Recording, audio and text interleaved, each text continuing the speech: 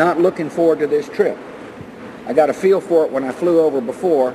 For those who have not trying to conceive what we're talking about, it's as if the entire Gulf Coast were obliterated by the worst kind of weapon you can imagine. You had to have your heart broken if you love this country and watch the slow federal response to Katrina. You had the specter of the President of the United States seeming, first off, he was totally not curious. He goes to San Diego and gives a speech in Iraq and comparing it to Japan after World War II, and barely mentions Katrina, and then starts doing a giddy air guitar skit on the stage there. Which is almost like pouring salt in the wound. And then when he finally addressed it, he said that he had not been informed. First of all, the government did know, had been amply warned by agencies, by people who are meteorologists, people who study weather patterns, that this catastrophe was headed towards the Gulf region and that it had a capacity to be bigger than anything else the region had ever experienced. Everyone, let's go ahead and get started. It's noon. We have a lot of business to cover today. If the really strong winds clip Lake Pontchartrain, that's going to pile some of that water from Lake Pontchartrain over on the south side of the lake.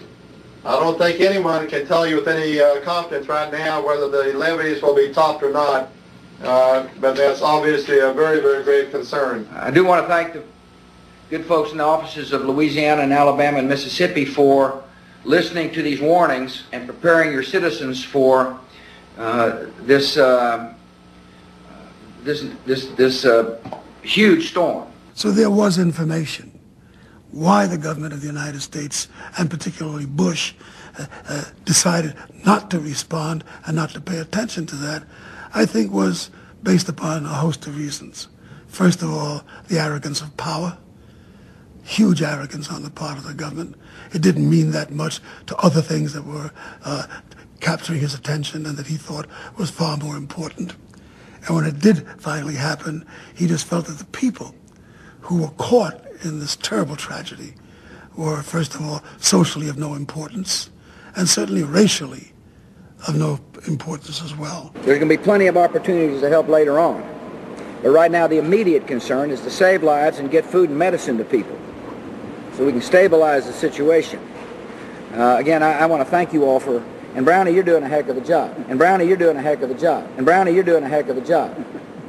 I'll never forget turning on television and seeing the interviews when George Bush was saying, "Good job, Brownie."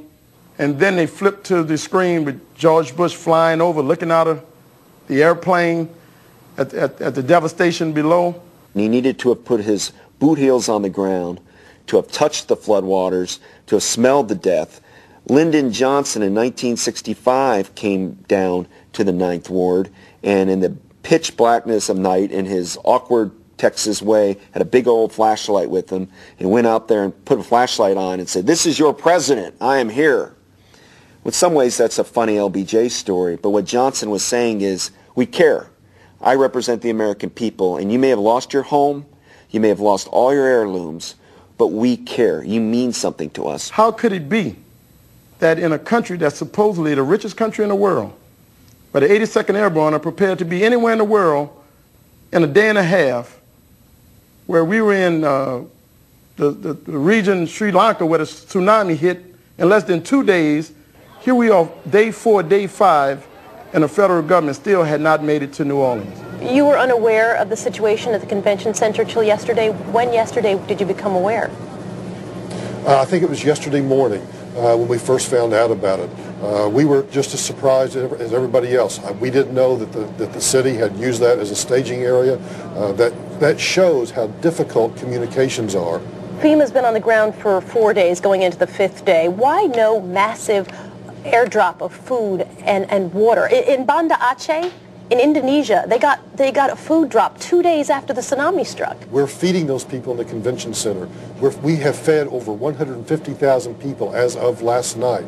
that is happening. But I guess the point is, as of last night, sir, forgive me, I have to stop you here. What we're hearing is that we're hearing people's frustration. There are people that are beginning to manifest themselves out of the community that we didn't know that were there. Why are you discovering this now? It's 5 days that FEMA's been on the ground. The head of police says it's been 5 days that FEMA's been there. The mayor, the former mayor, putting out SOSs on Tuesday morning, crying on national television saying, please send in some troops. So the idea that, yes, I understand that you're feeding people and trying to get in there now, but it's Friday. It's Friday. It was baffling to me how you could have what was at that point a sort of official estimate of 50,000 people at the convention center and not know about it and have no idea. The other thing that was surprising to me was that he seemed to have no intelligence. At one point I said, how can we have better intel than you have? Because I have a research file prepared by my 23-year-old research assistant, a production assistant, and I'm getting better intelligence than you're getting? How is that possible? It was really baffling. I mean, it was really one of the more baffling interviews because they seemed so out of touch with the reality that I think a lot of people had been watching day after day after day. Michael Brown is kind of a valet for the oil lobby. His specialty was doing junkets for the oil crowd.